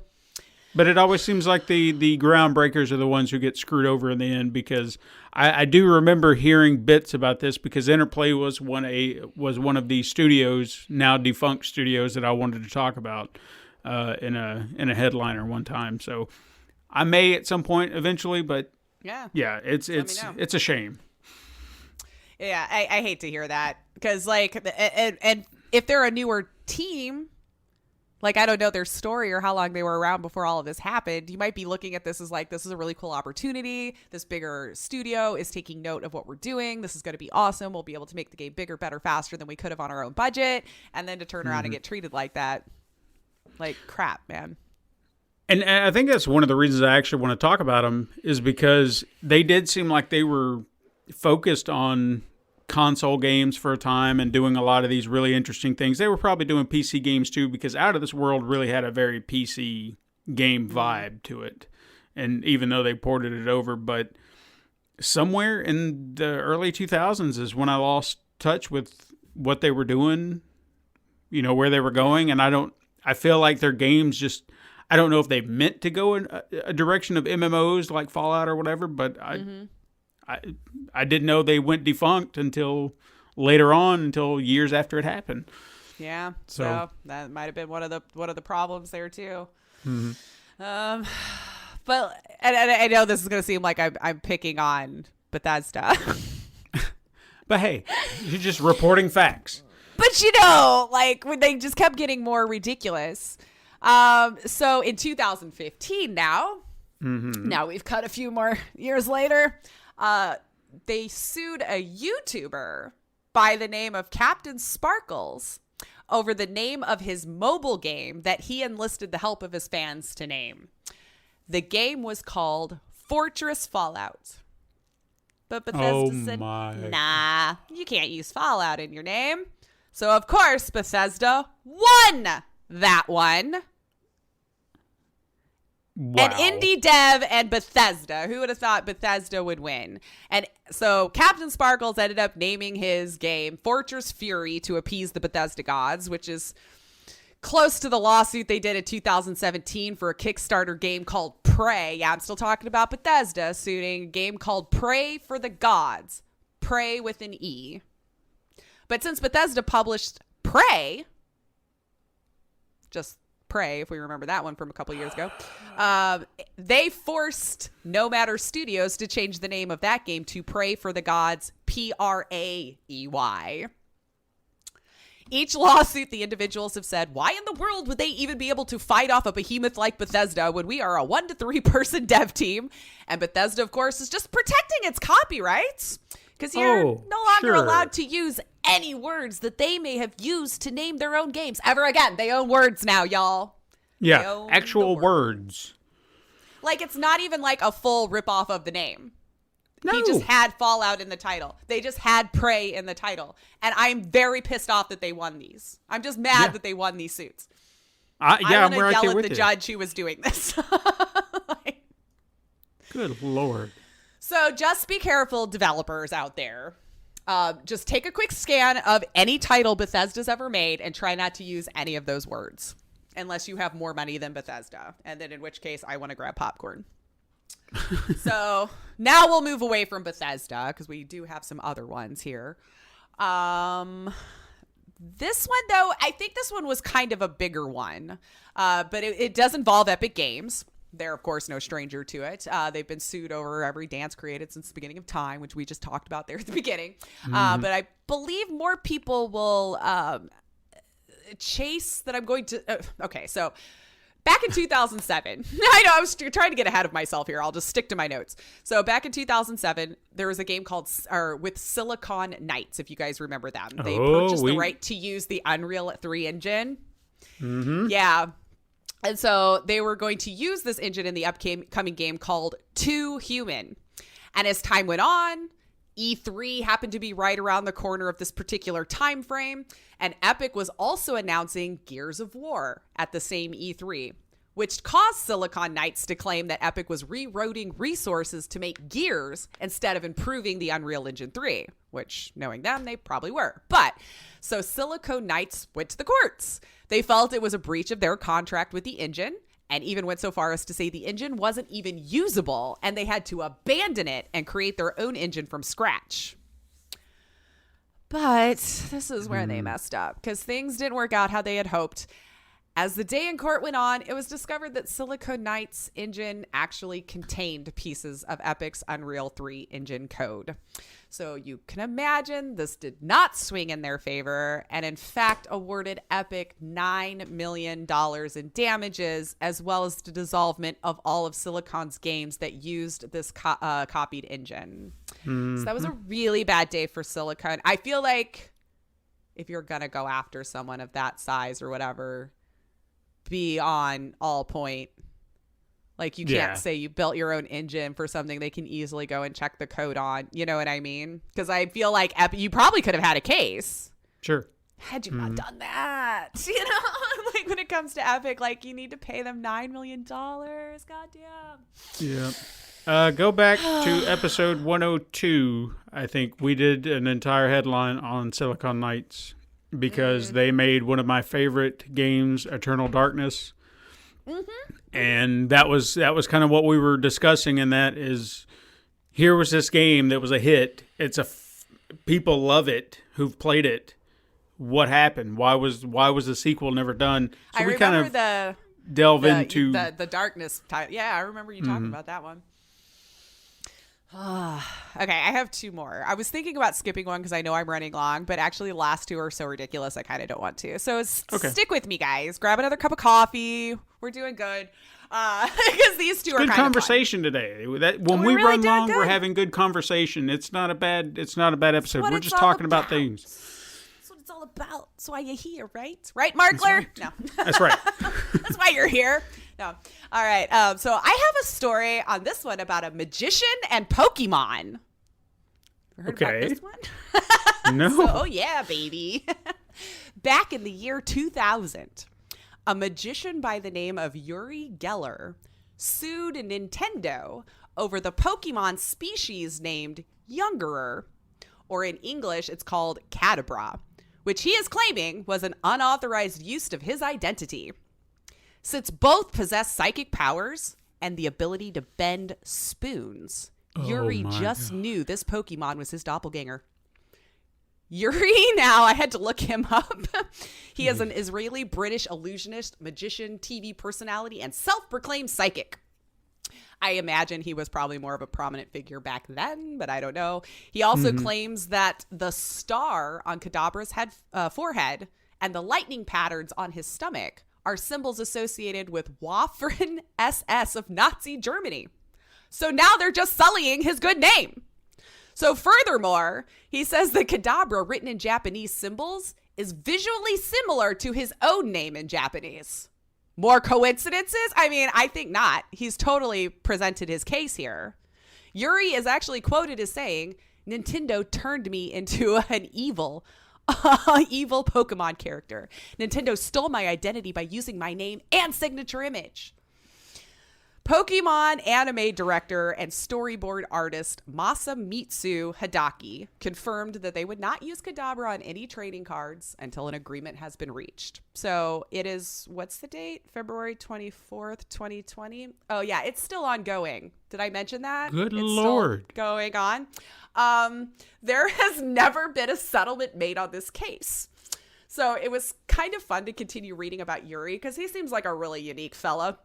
Apparently, he also went on to sue others on YouTube for his likeness being used when he failed an illusion. He didn't want people to see his failure, so he sues them too. Okay. So I sure hope he has found peace after 20 years. I think, Yuri, it might be time to let it go. Yeah. I mean, wow. It's still happening. So you're telling me that there is not been a Kadabra card created between that time and now because of this agreement. Therefore, that would make Kadabra the most rare Pokemon card I was ever. wanting to say, I think I checked later on that some of them started to just like test the waters with just putting it out there anyway to see.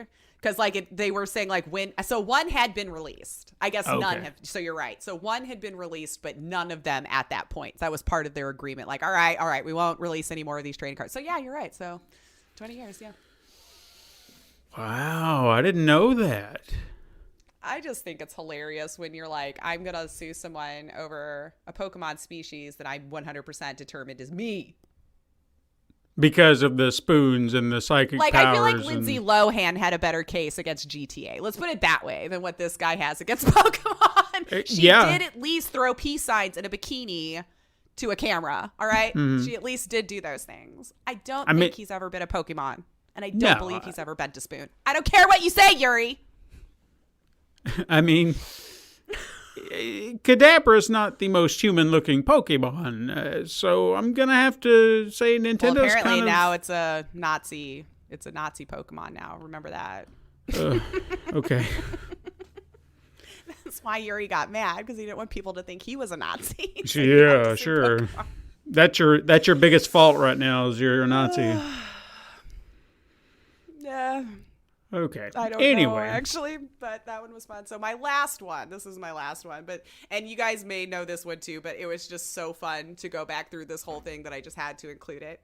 So YouTube reviewers also have had their fair share of lawsuits. Some people can't take criticisms, and dev teams sometimes resort to lawsuits. It's not healthy, but it happens.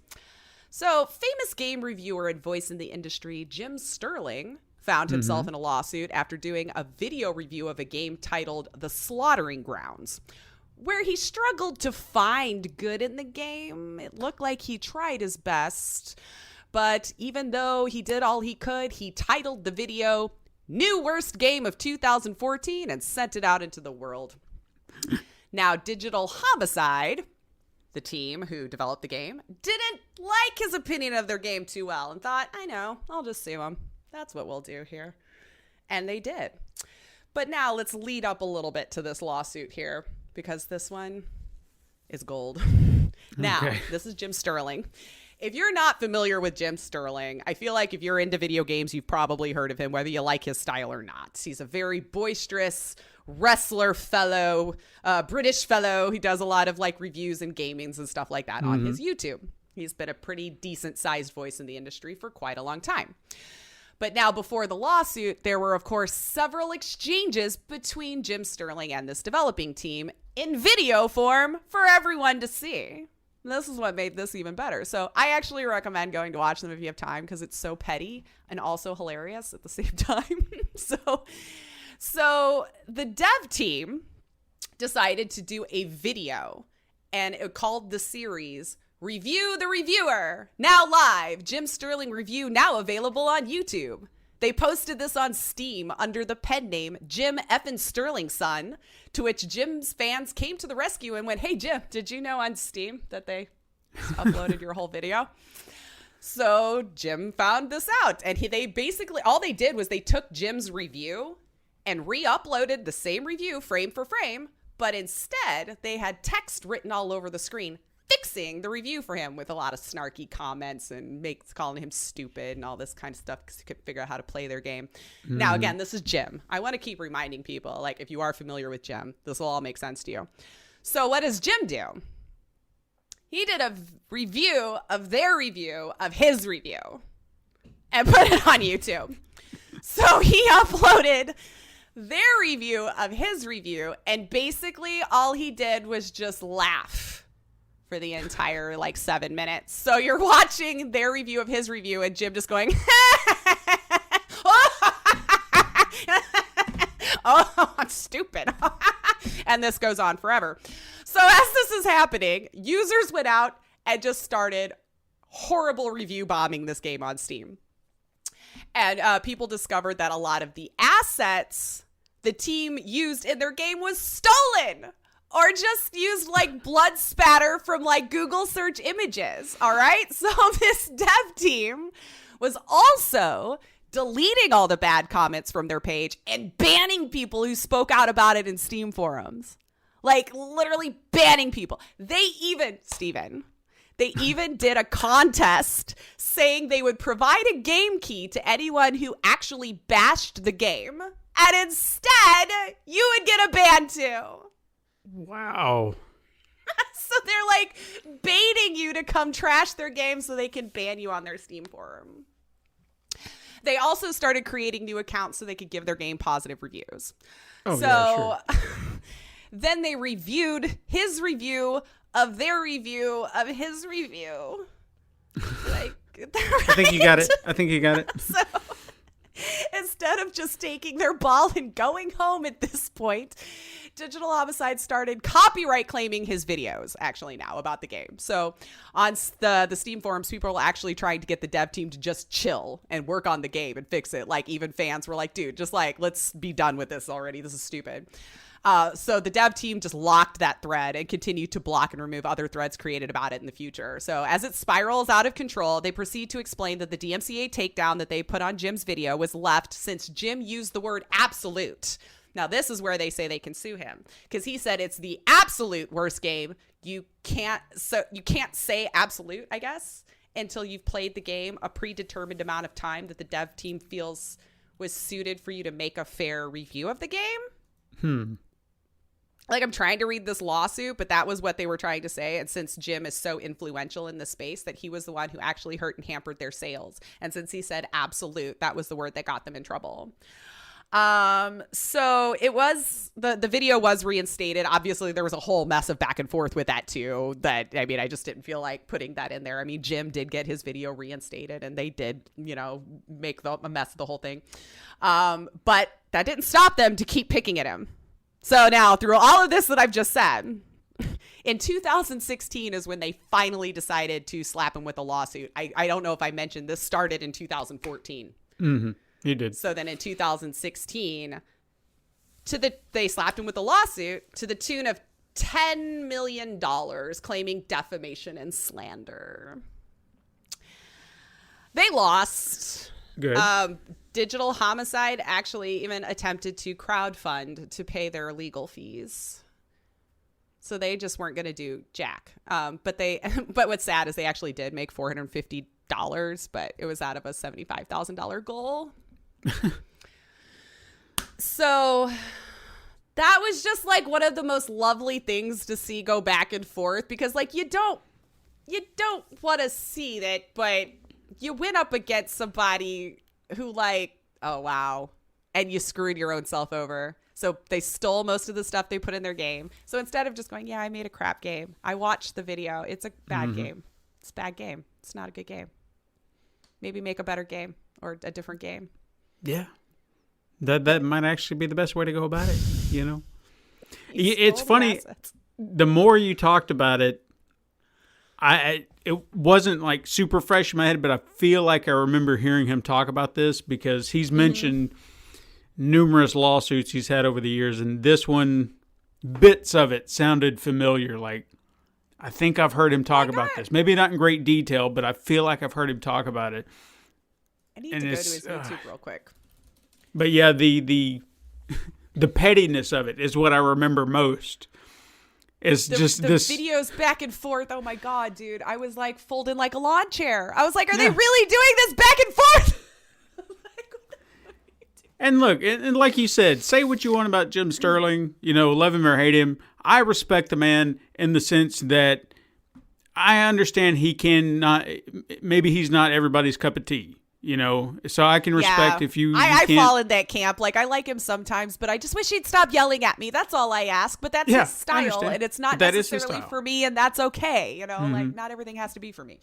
I find it amusing. But the one thing I will say is, despite how hateful and mean he might come off, he's genuine about everything. I feel like he's fair. Yeah. He's not calling a game garbage just to be mean or hateful. He's not.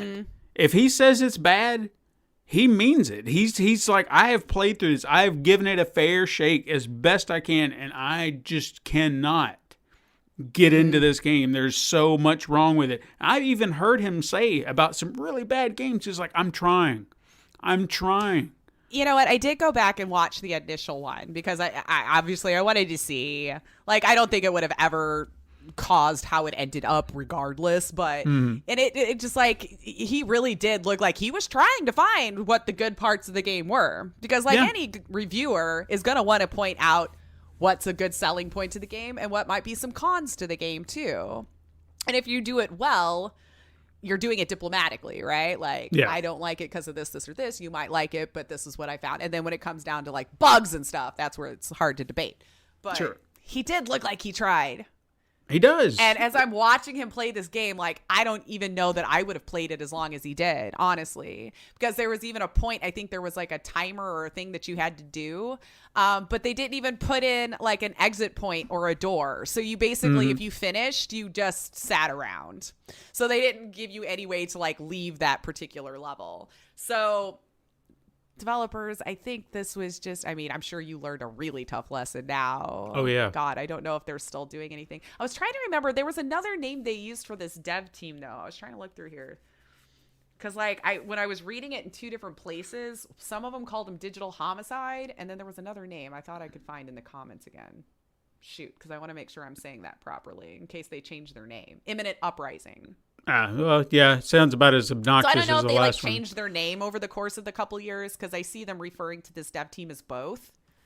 So just in case, Imminent Uprising is also, I guess, another name for them. But that's our show. That's all of the tomfoolery and the lawsuits that I wanted to bring forth today. But yeah, I still think my favorite one is Yuri and the Pokemon. Yeah, that's insane.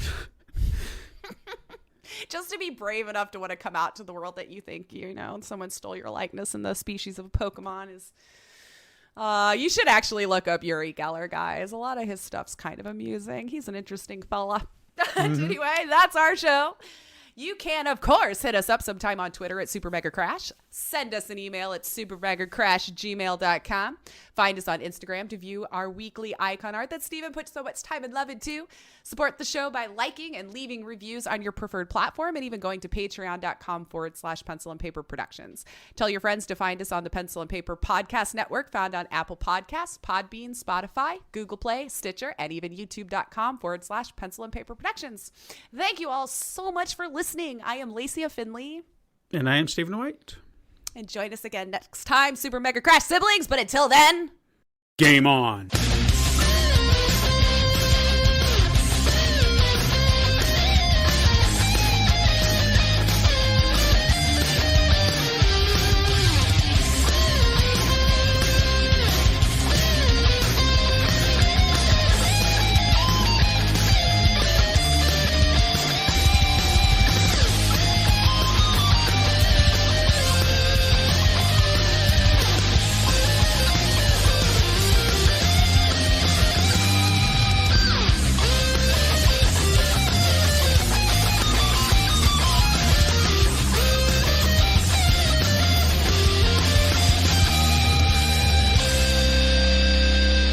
This has been a Pencil and Paper Podcast Network production.